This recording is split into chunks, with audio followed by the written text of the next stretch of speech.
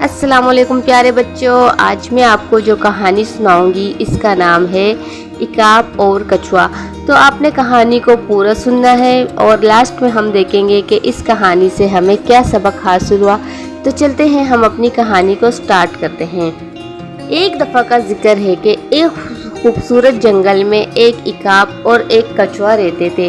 دونوں کے درمیان اکثر بات چیت ہوتی رہتی تھی، مگر عقاب ہمیشہ اپنی پرواز اور تیزی پر فخر کرتا تھا، جبکہ کچھوا اپنی سست رفتاری کے باوجود صبر حوصلے پر یقین رکھتا تھا۔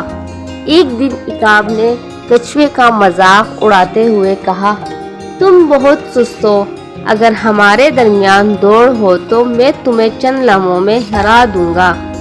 کچھوا مسکرا کر بولا، دوڑ لگانے میں حرج نہیں، لیکن یاد رکھو ہر جیتنے والا ہمیشہ سب سے تیز نہیں ہوتا۔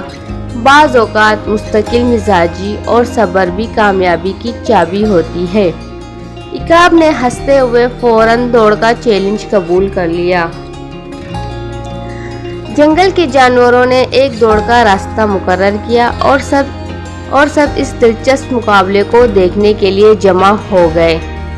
جیسے ہی دوڑ شروع ہوئی، عقاب نے فوراً اپنے مضبوط پروں کو پھیلایا اور ہوا میں بلند ہو کر آگے نکل گیا، جبکہ کچھوا آہستہ آہستہ مگر مستقل مزاجی کے ساتھ چلنے لگا۔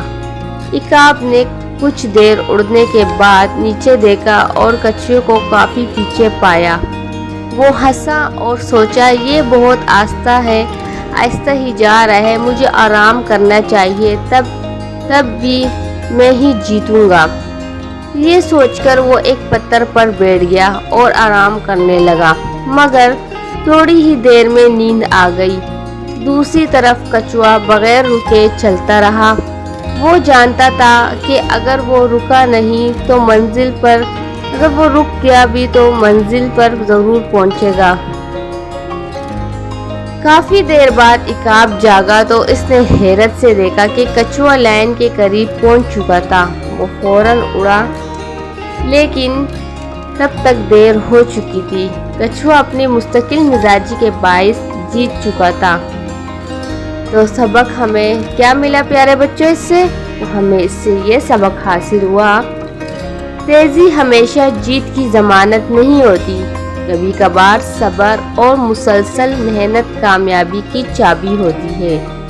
یہ کہانی ہمیں سکھاتی ہے کہ اپنی رفتار کو لے کر گھمنڈ کرنے کے بجائے مستقل مزاجی اور محنت پر یقین رکھنا چاہیے۔ تو چیل کو بھی اپنی پرواز پر بہت ہی زیادہ گھمنڈ تھا، لیکن اس نے یہ سوچا کہ چلو کچھوا تو بہت سست ہے، میں تھوڑی دیر آرام کر لیتا ہوں، تو ویسے بھی جیتنا تو مجھے ہی ہے۔